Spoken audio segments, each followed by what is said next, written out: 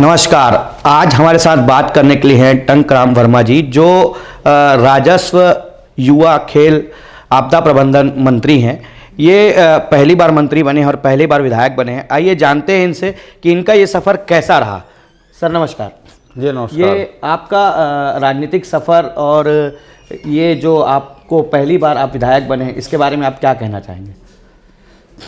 देखिए, बाल्यकाल से जब से थोड़ा सा समझ आया तब से एक लोगों के बीच काम करने की, समाज सेवा करने की एक मन में इच्छा थी। और मैं विद्यालय में भी, कॉलेज में भी नेतृत्व किया हूँ। लोगों के बीच काम करने का बड़ा एक इच्छा था और फिर धीरे धीरे समाज सेवा के माध्यम से आगे बढ़ा हूँ। उसमें श्री राम कथा, भागवत कथा, शिव महापुराण कथा, जितने हमने धार्मिक बड़े बड़े कार्यक्रम हैं उसमें फाउंडेशन के माध्यम से करता था। अपने पिताजी के नाम से है फाउंडेशन, और उससे थोड़ा प्रसिद्धि मिली। और चूँकि मैं भारतीय जनता पार्टी के कार्यकर्ता के रूप में रहा हूँ, काम किया हूँ, तो हमारी सरकार थी 15 साल की, डॉक्टर रमन सिंह की सरकार। उस सरकार में मैं सरकार की योजनाओं को गांव-गांव तक ले गया, योजनाओं का लाभ पहुंचाया, तो क्षेत्र में लोकप्रियता बढ़ी है। उसी से नाम जो है आगे बढ़ा है। ये आपको एकाएक मंत्री बना दिया गया, इसके बारे में आप क्या कहेंगे? देखिए, ये तो पार्टी का निर्णय है। पार्टी को लगा होगा कि ये अच्छी जिम्मेदारी को निभा सकते हैं, तो जिम्मेदारी को दी है। इसके लिए मैं पार्टी नेतृत्व के प्रति मैं आभार व्यक्त करता हूं कि मैं उनको काम करने का एक अवसर दिया और मैं एक अच्छा काम करके, साफ सुथरा काम करके दिखाऊंगा। मोदी की गारंटी कब तक पूरी होने की उम्मीद है? मोदी की गारंटी पे आपने चुनाव लड़ा है और मोदी की गारंटी से जनता ने आप लोगों के ऊपर भरोसा जताया है, तो मोदी की गारंटी कब तक पूरी करने की उम्मीद है? देखिए, मोदी जी की गारंटी हमारे छत्तीसगढ़ के यशस्वी मुख्यमंत्री माननीय विष्णुदेव साय जी ने अपने पहले ही कैबिनेट में ये जो 3 बड़े फैसले लिए हैं कि महतारी वंदन का योजना हमारी बहनों महतारियों को मिले, उसके लिए राशि आवंटित की है 1200 करोड़ रुपया। रुके हुए 2 साल के जो बोनस हैं उनके लिए 3700 करोड़ रुपया हमारे पूर्व प्रधानमंत्री अटल बिहारी वाजपेयी जी के जन्म दिवस 25 दिसंबर पे सबको वितरण किए हैं। और बड़ी घोषणा थी कि आवासहीनों को 18 लाख प्रधानमंत्री आवास उन तक पहुंचाएं, इनके लिए भी बजट में प्रावधान रखें। तो ये बड़ी घोषणाएं जो है, और सबसे बड़ी खबर और अच्छी बात है कि रामलला जी अयोध्या में विराजमान हुए हैं 22 जनवरी को। और उसी गारंटी में, घोषणा में भी शामिल था कि हमारे यहाँ के छत्तीसगढ़ वासियों को भगवान रामलला का, काशीनाथ जी का दर्शन कराएंगे। तो इनके लिए एक योजना भी तैयार हो गई और यहाँ के लोगों को वहाँ दर्शन कराने ले जाएंगे। आपके पास 3 महत्वपूर्ण डिपार्टमेंट हैं, जैसे राजस्व हो गया, खेल हो गया, आप क्या रणनीति बना रहे हैं आगे? इनमें आप क्या सोचे हैं? देखिए, हमारा प्रयास ये है कि जैसे मानसिकता है लोगों का कि भाई ये राजस्व विभाग अच्छा विभाग नहीं है, इसमें भ्रष्टाचार है, पटवारी काम नहीं करते, तहसीलदार काम नहीं करते, छोटे छोटे काम के लिए घुमाते हैं, ये लोगों की एक मानसिकता है। तो हम ये चाह रहे हैं कि जो मानसिकता बनी हुई है उसमें बदलाव आए, थोड़ा सोच सकारात्मक हो।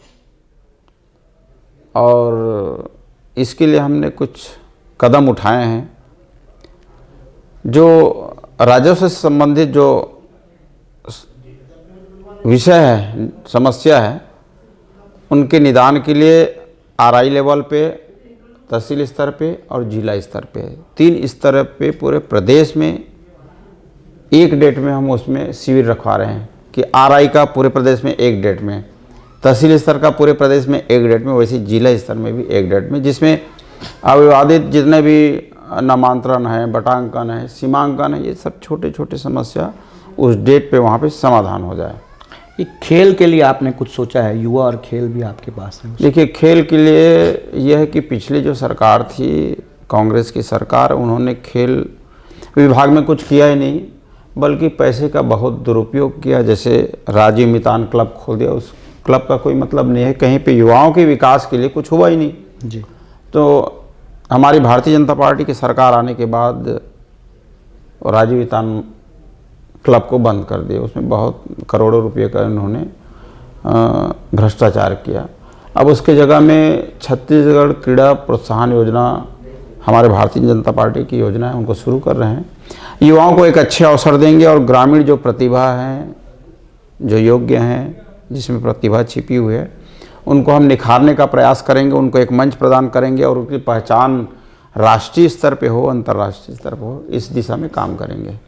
जैसे कि देखा गया है कि पहले भी बहुत सारी चीज़ें, चाहे राजस्व को लेके हों, चाहे युवाओं के लिए लेके हों, कि चीज़ें सही तरीके से चलती हैं, लेकिन उसको सुचारू रूप से चलाने के लिए जो करना चाहिए वो हो नहीं पाता। जैसे पिछली सरकार में बहुत सारी चीज़ें ऐसी हुई जिसकी वजह से राजस्व का, जैसे आपने बताया कि राजस्व में भरोसा उठ गया है लोगों का, तो उसके लिए अपन क्या करने जाएंगे? नहीं, उसके लिए अभी जैसे कई जगह बिल्डिंग बनी है, उपयोग नहीं है, तो उसका यह है कि वहाँ पे खिलाड़ियों को प्रशिक्षण देने के लिए वहाँ प्रशिक्षक नहीं है। तो इस दिशा में हमने सेक्रेटरी को बोला भी कि जितने में आते हैं आज मानदेय बढ़ा के उसको लाना पड़ेगा। आप पुराने स्केल में 20,000 में प्रशिक्षक बुलाओगे तो कोई आएगा नहीं। तो हम कहे प्रशिक्षक बहुत जरूरी, जब प्रशिक्षक ही नहीं रहेंगे तो खिलाड़ी कैसे तैयार होंगे? तो हम इस दिशा में अभी काम कर रहे हैं। राजनीति शुरू करने के बाद पारिवारिक सपोर्ट कैसा रहा आपका? देखिए, हमारा परिवार राजनीतिक परिवार नहीं है। हमारा परिवार जनसंघ जमाने से भारतीय जनता पार्टी के जुड़े हुए हैं, पर सक्रिय राजनीति में नहीं है। मैं ही पहला व्यक्ति हूं जो राजनीति में सीधे तौर पे आया हूं और घर परिवार का सबका अच्छा समर्थन मिलता है। जैसे कि लगता है कि मतलब पारिवारिक जीवन डिस्टर्ब होता है, या उस तरीके से परिवार का पूरी तरीके से सपोर्ट आपको प्राप्त हुआ? हाँ, पूरा। मैं समाज सेवा के क्षेत्र में भी काम कर रहा था, तो मैं अपना पूरा समय समाज के लिए, मतलब पब्लिक के लिए देता था। आज भी पूरा समय मेरा उन्हीं लोगों के लिए रहता है। और अभी आपका कोई ऐसा संदेश जो जनता को आप हमारे चैनल के माध्यम से पहुंचाना चाहते हैं? देखिए, हमारा संदेश यही है कि हमारे देश के यशस्वी प्रधानमंत्री माननीय नरेंद्र मोदी जी का सपना है, उनका संकल्प है कि आने वाले 2047 तक भारत को विकसित राष्ट्र बनाएंगे।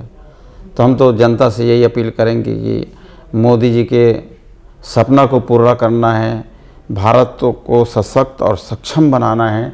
उसके लिए राष्ट्र निर्माण में हम सब योगदान दें और नरेंद्र मोदी जी के हाथ को मजबूत करें।